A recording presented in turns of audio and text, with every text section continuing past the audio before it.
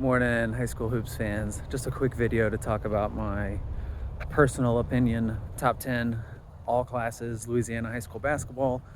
Um, Always fun to chat with you guys and see what y'all think, in addition to kind of how I've ordered the teams based on what I've seen and what I think their potential to win their state title is. And the trend I'm kind of seeing after this week is it seems like we're kind of in a three-tier system where there's a top tier of teams who are starting to separate themselves and operating at the highest level. The second tier are teams that can beat anybody in the state, but maybe a questionable loss or a couple away from being in that top echelon. And then the third tier of our top 10 to me is state championship caliber squads who are missing maybe one tiny piece, or maybe don't have the depth, or maybe a couple of losses recently that has moved the needle and kind of pushed them out of being in that super top class. But all of these teams, actually a top 11 this week, all of the teams in my mind are teams that will that I project to be in the championship game or to be the state champions. So let's start with the top. So the top upper echelon, the first class teams in my mind is Zachary, Carver, and Liberty. If you can put those teams in any order you wish, I think they're interchangeable. I'd say Zachary's had the best season. I think they've won like 20 in a row now. But then again, Carver beat them early in the season. They're not unblemished, but it's hard to argue that Zachary hasn't lived up to the billing, as defending state champions. They're so deep. They're so good. They, rattled off wins over Madison Prep this week. They beat another good team yesterday. It's slipping my mind who they played. But to me, Zachary's number one. Liberty beat the brakes off of Peabody last night by 20 at Peabody. You don't see that happen very often.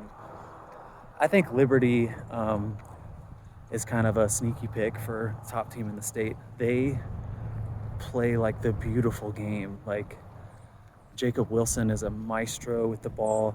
They have size. They're deep. They have style. They have a questionable loss or two on their resume, but to me, everything they've done this season kind of outweighs any missteps they've had. They're one of my favorite teams to watch in a while. They look like a college squad. They're just really good. Seen them beat, Peabody, Scotlandville, just really good teams, and they've just manhandled them. And then Carver's peaking at the right time. I think Finister is finally back to his old self. He's kind of like an evolved version of who he was last year, with more control, change of pace, brute force. Solomon Washington is a genius with the ball. His passing this year has been exceptional, and they're deep. Their bench is underrated. They have so many kids who can go get baskets. All 5 of their starters would be number one options on 99% of the teams in Louisiana. And Carver has a few, not many recently, but a couple losses that head scratchers. But even the loss to McMain, that's like, it's a last second kind of referee intervention, could go either way. So to me, anybody who puts Carver number one or Liberty number one, I think Zachary would have an argument. But those 3 teams are upper echelon. The second tier teams to me, Newman, Carr, McMain, and Madison Prep. Madison Prep and McMain both have a few losses in the past couple weeks, but they're all to the best teams in the state. I think Carr lost to Country Day maybe, and then they come back and rattle off a win over McMain. Carr is definitely inserted themselves as a contender for the 4A state title. They have size, depth, star power. Leland Smith and Devin Lewis, Shives Johnson, Javon Taylor, a really solid big. They're really good too. So this these teams might have been inconsistent in this second tier, but they can beat the Liberties, the Zacharys, Carvers. Some of them have, you know, Newman has. Newman, questionable losses aside, has beaten some really good teams, and they're not playing the same kind of like juggernaut gamut that the rest of these teams are playing, but you know, their resume speaks for itself, and they're a really excellent team.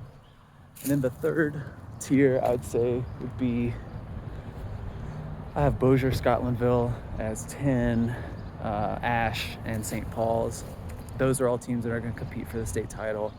But you know, Scotlandville beat Bossier, I think maybe twice, and then Scotlandville they've lost 4 of their last 5, but they're all to, you know, top 10 teams, so hard to hold it that much against them. I got called out last week for not having St. Paul's in the top 10. I think I had them number 11.